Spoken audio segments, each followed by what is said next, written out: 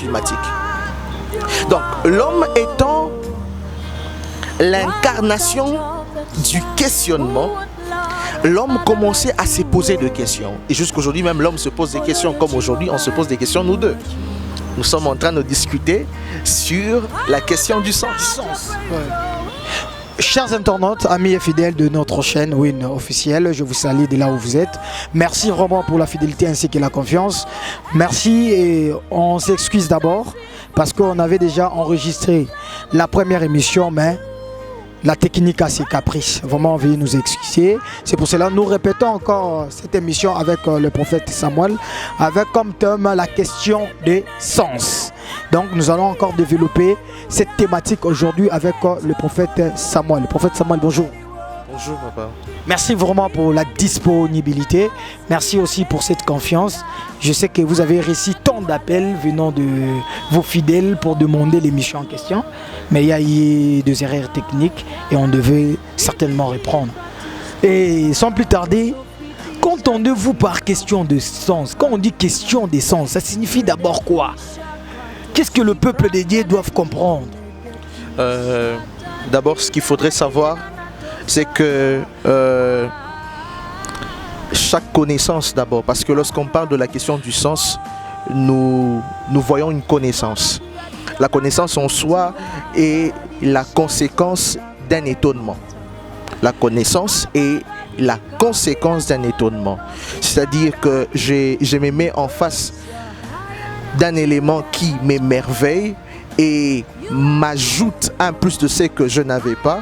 Et automatiquement, lorsque je reçois de leçons par rapport à la chose, c'est ce qui forme ce qu'on appelle la connaissance.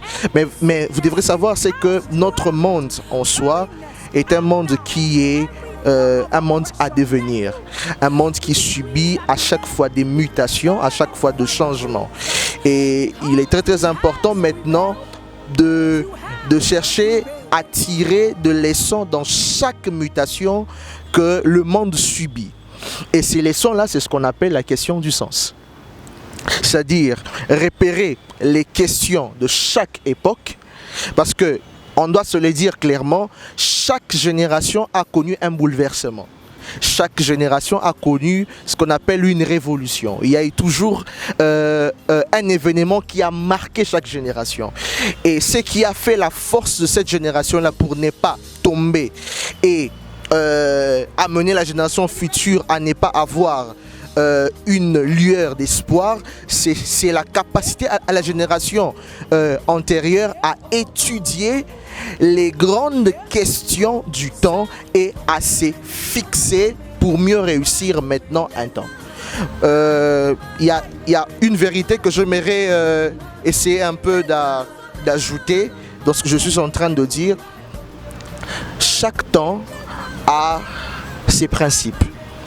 Et il est très très important de pouvoir localiser les principes du temps pour ne pas rater un temps. Parce que ce qui est important pour l'homme, c'est d'être dans le temps. Et tu ne peux pas être dans le temps si tu ne sais pas anticiper le temps. L'effet d'anticiper le temps, c'est simplement étudier les grandes questions qui forment un temps. Et nous aussi, dans ce temps ici, dans notre génération, il y a de ces grandes questions que nous devions normalement chercher, voilà, à se poser pour résoudre, afin de nous fixer. Sans ça, je vous dis vrai, nous allions passer dans une forme de cacophonie, c'est-à-dire que nous ne faisons que de choses sans précision. Nous faisons des choses pour faire. Mais or, ce que nous voulons faire en ce moment ici, c'est de faire des choses avec précision, avec authenticité. C'est ça en fait le plus grand souci que nous avions dans notre thématique ici, la question du sens. Donc si nous comprenons bien ainsi qu'avec nos internautes qui nous suivent, la question des sens relève juste le problème que chaque génération, chaque époque plutôt, doit nécessairement répondre. Mais tant que prophète, nous sommes au 21e siècle maintenant là. Nous ne sommes pas à l'Antiquité ni au Moyen-Âge. quel est le problème? Nous, étant que chrétiens, nous devons maintenant chercher à résoudre. D'abord, vous avez abordé quelque chose qui m'a fait du bien. Vous avez dit, étant que prophète. J'aimerais d'abord essayer d'expliquer quelque chose que mon père, le rabbin Nodier Zabili Mazar, aime toujours dire. Un prophète, lorsqu'on parle de prophète en hébreu, Navi, Navouv, c'est un canal qui fait passer une information. Et cette information, c'est une information de nouveauté. Donc en soi, un prophète est un porteur de nouveautés, un porteur des informations futures. C'est un voyageur du temps, un prophète. Celui qui fait un voyage dans le futur et nous apporte les informations actuellement. C'est pourquoi vous allez remarquer que même les prophètes de la Bible n'ont pas été compris par les gens. Pourquoi? Parce que ce sont des gens qui vivent dans le futur tout en étant dans le présent. Maintenant, ayant cette capacité-là, nous, étant prophètes, nous sommes appelés à amener le peuple de Dieu à se fixer par rapport à un temps. Et par rapport à ce temps ici, avant de localiser le peuple de Dieu, avant de localiser le peuple de Dieu par rapport aux problèmes actuels, il est très important de faire une étude. Cette étude, c'est une étude d'observation. Et j'aime beaucoup cette étude d'observation qui nous demande absolument de faire un mouvement dans le temps. Et dans cette partie d'étude, on appelle ça l'étude cohorte historique. C'est une étude qui touche le passé, le présent et le futur. Donc pendant notre quête de ce moment ici, nous allons faire un voyage dans le passé, voir le présent et pour prédire ce qui doit arriver dans la suite de temps. Maintenant, lorsque nous allons faire un voyage dans le passé, nous allons voir un moment, c'est un moment de 12 millions d'années avant notre ère. Là, c'est la période du paléolithique vers le néolithique. Pendant cette période-là, l'homme était encore nomade, pardon. C'est-à-dire que l'homme se cherchait, il cherchait où manger, où se nourrir, où vivre. Lorsqu'il se rend compte qu'ici, il n'y a plus suffisamment de nourriture, l'homme se déplace et part ailleurs. Mais pendant que l'homme était en train de faire ce mouvement-là, l'homme était en train de se poser des questions. Parce que je l'ai bien dit au début que chaque génération a connu de bouleversements. Chaque génération a eu à repérer des questions par rapport à leur temps. Et l'homme se dit, il dit, qu'est-ce qui fait que toute la biodiversité, c'est-à-dire tout ce qui est dans la création, puisse vivre en harmonie? C'est qu'il y a une force qui occasionne cette harmonie-là. Il y a une force qui amène la biodiversité à rester ensemble, à garder une communion. Alors, l'homme s'est dit, je veux maintenant faire l'effort de me connecter à cette force-là qui permet l'union de la création. Et c'est là maintenant que vient ce qu'on appelle l'animisme. L'animisme est un mouvement des pensées, un mouvement, moi j'aimerais même dire un mouvement philosophique, parce que lorsqu'on parle de philosophia, c'est la quête de la sagesse.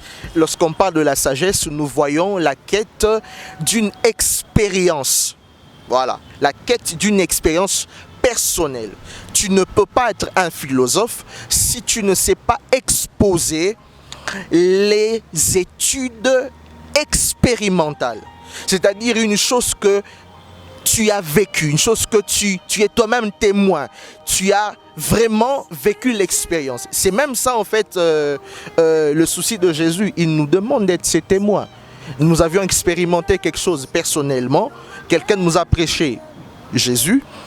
Et dans notre intimité, dans notre intérieur, il y a eu une histoire qui a commencé, et là nous avions le courage de passer facilement auprès de nos frères et sœurs pour leur parler de ce que nous-mêmes avions vécu. Maintenant, ici dans ce courant ici, l'homme cherche à se connecter aux forces de la nature. Et lorsque l'homme se connecte aux forces de la nature, c'est pour amener l'homme à réussir dans tout ce qu'il est en train de faire. D'où, si je comprends bien dans l'animisme, l'homme étant quelqu'un qui est assoiffé de la connaissance, de savoir quelque chose, il commence à penser que même l'heure a un esprit qui gère, qui s'en gère. Si je peux dire ainsi, même l'eau a un esprit qui gère l'eau. Même le soleil, il y a des esprits. Moi, j'aimerais beaucoup plus dire ceci, c'est que l'homme est un être de questionnement. Pourquoi? Parce que lorsque nous étudions le mot Adam en hébreu, le mot Adam en hébreu donne la valeur numérique 45, qui est la même valeur que le mot quoi. Donc, dans l'intériorité de l'homme, il se cache des questionnements. Donc l'homme a soif de découvrir à chaque instant, de se poser des questions. Voilà. Donc l'homme a soif de découvrir à chaque instant qu'est-ce qui se passe ici. C'est pourquoi vous allez remarquer que Dieu, connaissant que l'homme est un être du questionnement, il a fait l'effort d'anticiper la question de l'homme en disant, vous voyez cet arbre-là qui est au milieu du jardin, vous ne pouvez pas en manger. Le jour où vous en mangerez le fruit de cet arbre-là, vous mourrez. Mais au-delà de l'anticipation du Créateur, nous remarquons que la femme, Ève, va. Elle part où? Tout près de l'arbre, en train d'observer.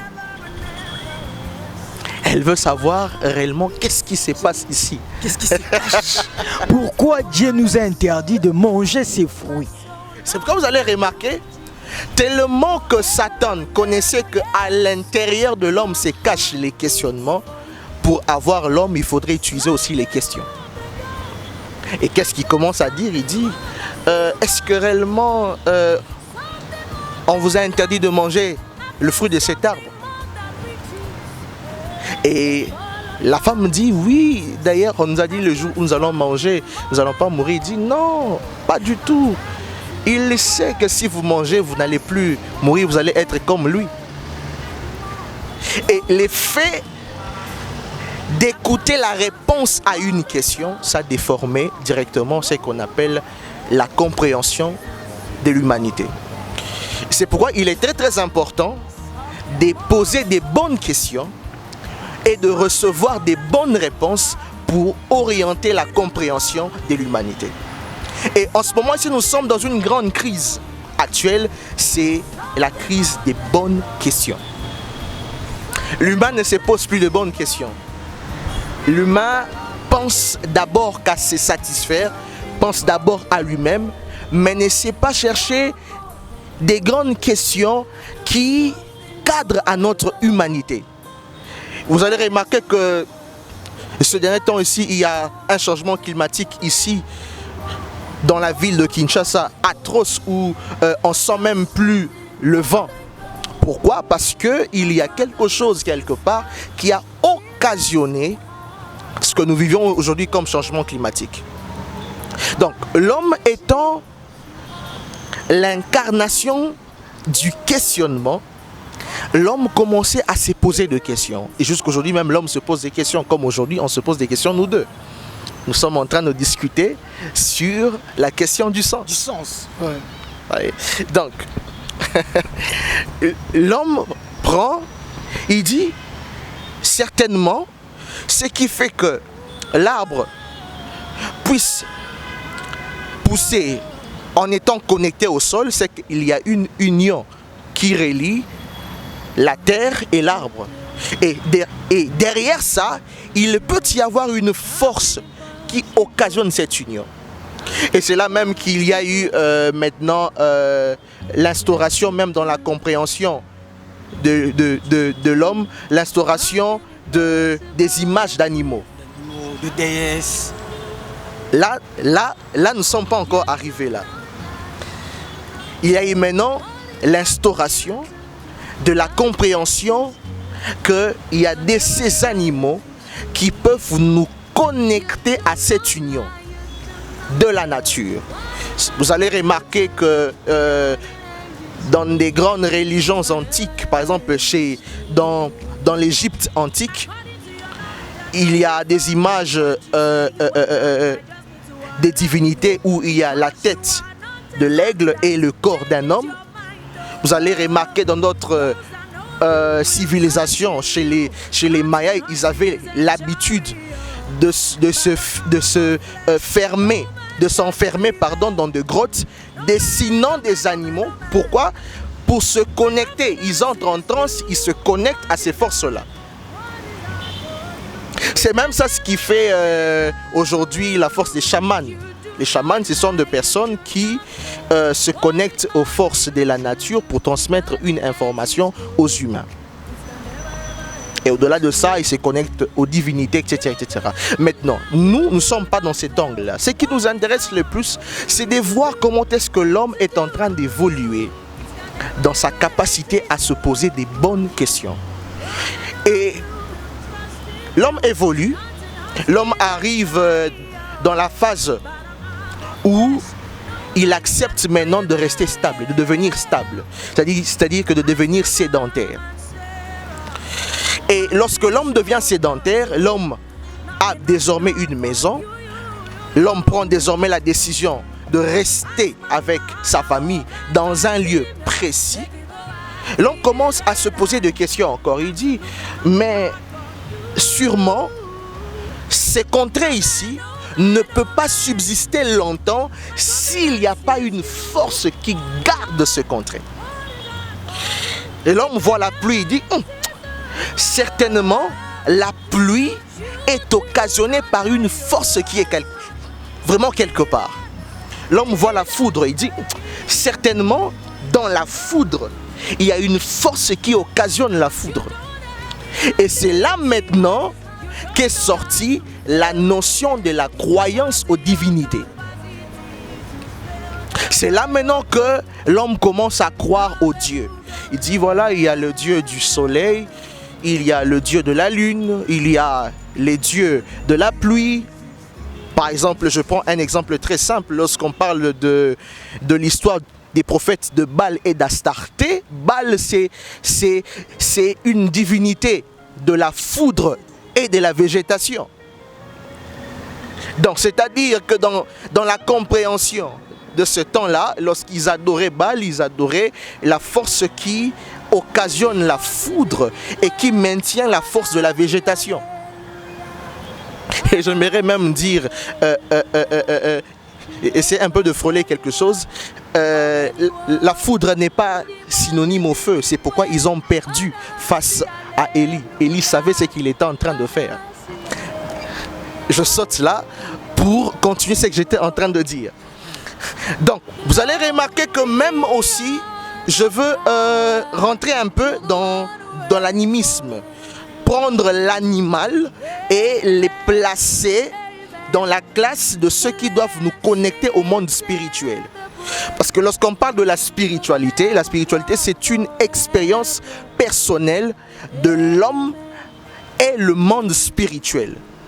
L'homme crée une relation avec le monde invisible, le monde qui surpasse l'entendement physique. Maintenant, ici, qu'est-ce qui se passe? Il se passe quelque chose de très très important. Même dans la Bible, on nous montre des traces d'animisme. Comment ça? Lorsque Ézéchiel voit une vision, il voit qu'il y avait des ophanimes. Lorsqu'on parle des ophanimes, on voit des roues. Il voit des roues, et ces roues qui étaient en feu, tout d'un coup, il voit des créatures sortir. Il dit, l'une de ces créatures avait la tête d'un homme, l'autre avait la tête de l'aigle, l'autre avait la tête d'un bœuf, et l'autre avait la tête, il y a l'homme, il y a le bœuf, il y a l'aigle, et puis il y a le lion. Donc vous allez déjà remarquer que la pensée de présenter les forces spirituelles en ayant l'aspect des animaux a même ses traces dans les textes sacrés, dans la Bible. Donc ici, nous revenons rapidement. Lorsque l'homme devient sédentaire, l'homme croit maintenant aux divinités. Il croit que nous devions adorer ces forces-là pour que leurs bienfaits puissent toujours demeurer au milieu de nous. C'est pourquoi même vous allez remarquer que lorsque Paul fait un miracle, on dit voilà, c'est Vénus et l'autre c'est Mercure. Donc ils adorent les forces ou des divinités liées aux planètes. Donc c'est ce que vous allez vraiment remarquer avec moi ici. C'est que l'homme a commencé un culte. C'est là que les cultes ont commencé. C'est là que le sacrifice ont commencé. Lorsqu'on parle de sacrifice, il y a deux mots qui sortent là. Il y a sacré, office. C'est l'office du sacré. C'est un travail pour le sacré. Lorsqu'on parle du sacré, selon une définition anthropologique, on dit que le sacré n'est simplement une expérience d'une émotion profonde sur le mystère de la vie et du monde. C'est ce qu'on appelle le sacré. Merci beaucoup, prophète Samuel. Pour moi, chers internautes, nous sommes avec l'homme de Dieu et nous sommes en train petit à petit d'aller chuter parce que faute de temps. Et on lui a pris à la hâte. Il avait aussi ses responsabilités, d'autres programmes. Et il était aussi brusqué. Maintenant, partons de cette évolution. L'homme, à cette époque-là, il a au moins découvert le problème. Maintenant, chez nous, qu'est-ce qui manque? Nous, étant que chrétiens, surtout beaucoup plus le sacrificateur, puisse détecter les problèmes en question et enfin de remédier à cela. Là, c'est une question qui est tellement pertinente, qui demande une réponse. Moi, je me dit que c'est une réponse qui doit être d'une manière sage pour ne pas créer de problèmes. Merci beaucoup, prophète Samuel. Et j'aimerais dire quelque chose par rapport à ça. Le problème actuel ici, le système du monde s'est organisé à empêcher l'homme de comprendre réellement les enjeux du temps. Et qu'est-ce que le système du monde a fait? Le système du monde s'est organisé de nous placer en Égypte. C'est quoi l'Égypte? L'Égypte, c'est demeurer dans le système du temps. Demeurer dans le principe du temps. Dans le principe du temps maintenant, qu'est-ce qui se passe? On occupe l'homme. L'homme devient occupé. L'homme ne pense plus à lui-même, ne pense plus à son épanouissement intérieur, mais commence à penser à son épanouissement extérieur et satisfaire le besoin de quelqu'un. Et aujourd'hui, vous allez remarquer que tellement que le temps court rapidement, on donne des tâches à l'homme. L'homme commence à travailler. L'homme ne sait plus comprendre que en Égypte, il y avait une porte de sortie. Parce que l'Égypte était une nation commerciale. Des nations venaient de l'extérieur pour venir acheter des choses là-bas. Donc tellement qu'on a rempli les enfants d'Israël des tâches, des corvées, ils n'avaient plus la capacité pour réfléchir, pour trouver la solution pour les sorties. Alors là maintenant, ils demandent maintenant ce qu'on appelle un esprit d'un révolté. Nous sommes des révoltés. Tu ne peux pas enfanter un Christ si tu n'es pas rebelle du système du monde. C'est pourquoi même lorsqu'on parle de Marie en grec, Marie signifie rebelle. Pour que le Christ puisse venir, il faudrait engager un rebelle. La personne qui sait s'opposer au principe du temps. Qu'est-ce que le principe du temps dit? Pour avoir un enfant, il faudrait passer par un acte sexuel. Mais Marie accepte, elle dit, je veux quand même me rebeller de ce principe-là pour obtenir désormais un enfant sans l'accolade d'un homme et une femme. Donc nous sommes arrivés dans un temps de ceux qui acceptent de ne plus marcher ensemble avec les autres. Ceux qui veulent maintenant marcher à contre-courant. si tu ne marches pas à contre-courant, c'est le principe du temps qui va influencer ta marche. Merci beaucoup, prophète Samuel Tendai. Vraiment, chers internautes, c'est juste l'introduction de notre émission. Nous aurons encore d'autres sessions d'émissions avec les prophètes Samuel. Il y a tant de thèmes que nous allons soulever durant nos émissions. Vraiment, soyez juste connectés, branchés sur notre chaîne Win officielle. Surtout, n'oubliez pas de s'abonner, laissez un message ainsi qu'un commentaire. Moi et vous, on se voit à la prochaine. Et je salue en passant le DT Mampouya qui a assuré la réalisation de cette émission. Bye.